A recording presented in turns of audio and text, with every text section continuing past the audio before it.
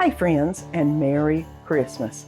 Today I have 3 more amazing Christmas treats for you. This is part 2 in a series of Christmas goodies. And these 3 Christmas treats are 3 more of our family favorites. And if this is your first time joining in, my name is Susan, and welcome to the fun. So sit back, relax, and let me make some of my favorite treats. Let me get this ponytail up, because you know what time it is. It's time to get cooking. And we're going to make haystacks for tonight's goodie. What you'll need is 12 ounces of butterscotch chips that have been melted. You'll need 6 ounces of peanuts. I have the dry roasted peanuts. And then you'll need 2 tablespoons of creamy peanut butter and 6 ounces of lo mein noodles, which this is a 12-ounce box. I'll only use half of that. So let me go ahead and get everything set up so we can get going on this. And I've laid out my aluminum foil to get ready to put the haystacks on them. And I'm going to go ahead and add in the 6 ounces of chow mein noodles, which is half of this container, the 6 ounces of peanuts, right there. I'm going to go ahead and add in the 12 ounces of the butterscotch chips, and then 2 tablespoons of peanut butter, and 2. And I'm going to mix these together really good. And you can see they're nicely coated now with all the stuff on them. Now let me show you how I get them onto the aluminum foil and get them to stand up and look like haystacks. I use salad tongs. It seems to work the best. These are kind of broke, so I'm hoping they'll keep working for me. But basically, I go in and get about half a scoop in the salad tongs and then lay them on the paper. And I do that until I get all of my haystacks onto the aluminum foil. And I have all of my haystacks on my aluminum foil. Should probably made it a little bit bigger. But the one thing you have to make sure is that none of them are touching. That way, as they cool and dry, they will come off as one haystack and not a bunch of different haystacks. So we need to let this cool off and harden. Could take about an hour usually. And here's what they look like now that they're nice and firm. And when you know they're firm, whenever they lift away from the aluminum foil and you can pick them up with your hands. And then that means it's time to get them into your container. And of course, like the last video, I have got my shoebox from Dollar General and wax paper going on, because these again need to be separated. They don't stick as bad, but it just is easier to put them in something and separate them out. And this is ready to put the lid on.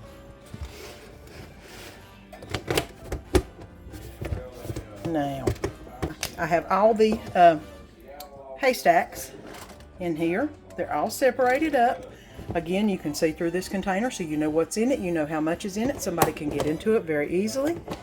And then close it right back up, and that way your cookies will stay nice and good for a long time, and they're ready to eat. Oh, and I also forgot to tell you, my favorite way to melt the butterscotch morsels is actually in the microwave. If you have a setting like mine does for melting chocolate, you can put it on that, or you can set your microwave to 50% and make sure you stir it every 30 seconds. And once it gets nice and smooth, then it's ready to make the haystacks. So here we go, haystacks, one of our family favorite Christmas treats. And the next treat we're going to be making is the magic cookie bars. You'll need 8 tablespoons of margarine. You'll need 14 ounces of Eagle brand sweetened condensed milk. You will need 6 ounces of semi-sweet chocolate chips, which is basically half the bag. Or it says it doesn't have a measurement, but 6 ounces, half the bag. You'll need 1.5 cups of graham cracker crumbs. Couldn't find them, so I basically put the graham crackers in a Ziploc bag and basically used my hands to grind them up real good. So there we've got 1.5 cups. And 1 cup of chopped nuts. I'm using pecans. I guess you could use whichever kind, whatever you want, but I just love pecans. You could add peanut butter chips. You could add the butterscotch chips, but I'm going to stick with the original recipe and just go with the chocolate chips. Oh, and the flaked coconut. 1.5 cups flaked coconut. I got to get that out of the fridge. But let's go ahead and get started on getting this put together. I have my oven turned to 350 preheating for me. And I'm going to go ahead and do a little bit of this canola oil spray on the bottom just so they don't stick. I don't think they will because they've got this aluminum foil. But I'm just going to do that. That way I can make sure that they come off as easy as they can. There we go. And the next thing we're going to do is put the salted butter in the pan, and we're going to put this in the oven while it's preheating for the butter to melt in the pan. That way whenever it comes out, all we've got to do is add the graham cracker crumbs and then start building the cookie. It's actually really simple and it tastes so good. So let me go ahead and get this in the oven just for the butter to melt, and then we'll come back when it's melted. And I just pulled this out of the oven. The butter is nicely melted and it actually goes pretty quick and easy after this. Here are the 1.5 cups of graham cracker crumbs. It basically was about a sleeve of graham crackers that I put in a Ziploc bag and crushed really good. And what you need to do next is basically just pour it over top of the butter. Try to make it as evenly as you can. And now you can see me kind of pressing it down a little bit to make that base layer. And now that's done. The next thing you're going to do is pour over the sweetened condensed milk. And you're just basically going to pour it over. Now whenever it bakes, it'll smooth out and go all the way around the edges and stuff. But you can't really use a spatula and actually spread it out to the edges. Okay, the next thing I like to put on is the chocolate chips. Like I said, we're just going to use about half the pack of chocolate chips. You can put peanut butter chips, you can put butterscotch chips, you can put whatever you want on here. It don't matter. But this will help melt into the cookie and keep it all together. The next thing I put on is the coconut. And this is 1.5 cups of sweetened coconut flakes. And try to spread out the coconut to all the areas. And then press it down. Like that. And now the last part is the pecans.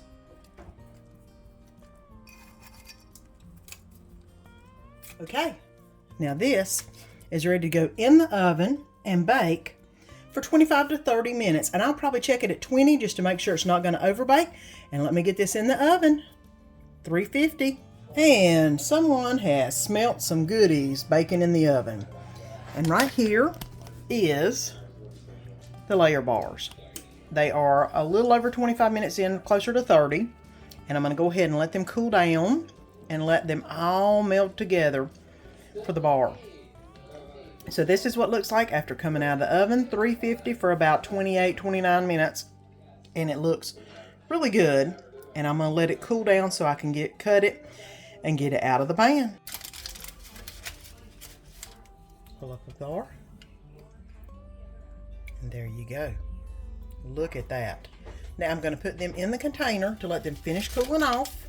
And there we go. Layer bars, magic cookie bars, whatever you want to call them. Now, like I said, you can put whatever layers you want in them, but they're all so good.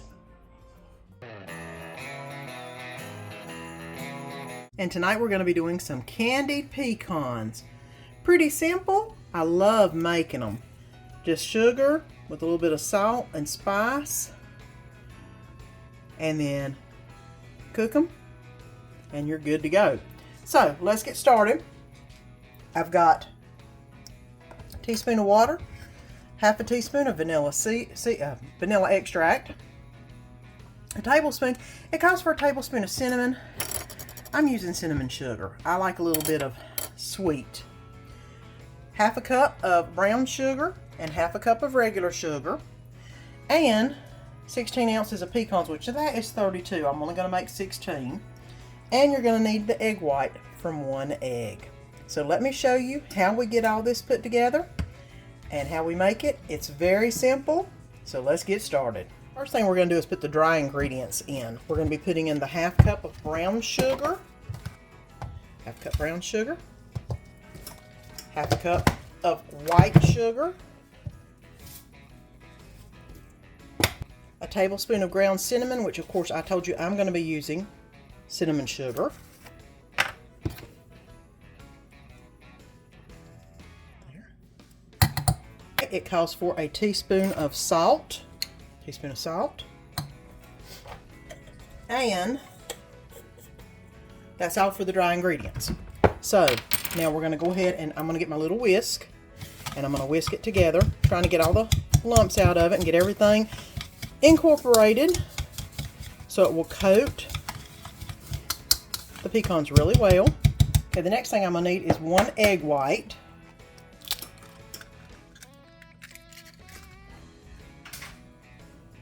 I love this little contraption. I know I could use something else and probably do it a lot better, but you know, I love gadgets if y'all haven't figured that out. I need a teaspoon of water, which isn't much, and half a teaspoon of vanilla extract. Now, all of that's ready to roll. The next thing will be to get another whisk and whisk this. And you're going to whisk this until it becomes frothy. I'm going to show you what that looks like.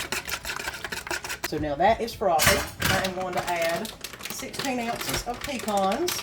And basically you're just going to want to toss them until you see all the pecans are looking shiny. Is basically what they're going to look. They're going to look like they're shiny. That way you know they've been well coated in the egg white mixture. And you don't have to worry about the egg white or any type of food poisoning because it's going to cook. It'll be fine. There we go. Now, I don't know if you can see how shiny those are, but all of them are nice and shiny. I've got them well coated. Now it's time to add all of the dry mixture. And I know this looks like a lot, but it actually isn't because it'll coat them really good. And any extra will just fall off of them. And then I just use my spatula to toss them like this. Because you want them all to look like they're covered in creamy snow. It's basically kind of what it looks like. Now, everything is mixed. Everything is ready to put on the baking sheet and put in the oven. I'll show you how to do that here in just a minute. Now here's the baking sheet. I have laid out some aluminum foil on it just because easier cleanup, easier for these because they do get really sticky. And I am just going to basically pour it out onto the baking sheet. Now the important thing is to make it into a single layer. You don't want a bunch of them on top of each other, and they're too gooey to try to get your fingers in there after them, and I'm not going to do that. But, you know, try your best to get them as single layer as possible. I'm going to put these in the oven for 15 minutes. They're supposed to go for about 45. I usually do them for about 40. Well, 40 to 45. I usually do them for about 40. Sometimes they get done enough at 30 you could take them out because if you go too far, they get burnt. So I'm going to put these in for 15 and then we'll flip everything and we'll come back and see what they look like in 15. And what I basically do is use this metal spatula to get under the pecans and just flip them because you want to rotate them as best you can and then put them, make sure they're back in a single layer. So I basically just turn the dish around, I don't know if you're seeing it or not, and then flip them over. Now, gotten everything nice and tumbled around. Get that up there. Now, to put them back, or try to put them back in a single layer. Now, this is ready to go back in for an additional 15 minutes, and then we'll see how it looks after that. Sometimes I pull them out at 30, sometimes I think they need to go a little bit longer. A lot of times they're just really good at 30, I'll tell you that much. So let's put it back in for 15 more minutes and see where we're at. It's another 15 minutes. We're going to stir it around again. It does need a few more minutes to cook. So I'm going to put it back in for about 10 minutes and then we'll be done. And we'll be ready to let it cool off and eat. And here are the pecans. 40 minutes in, nicely done.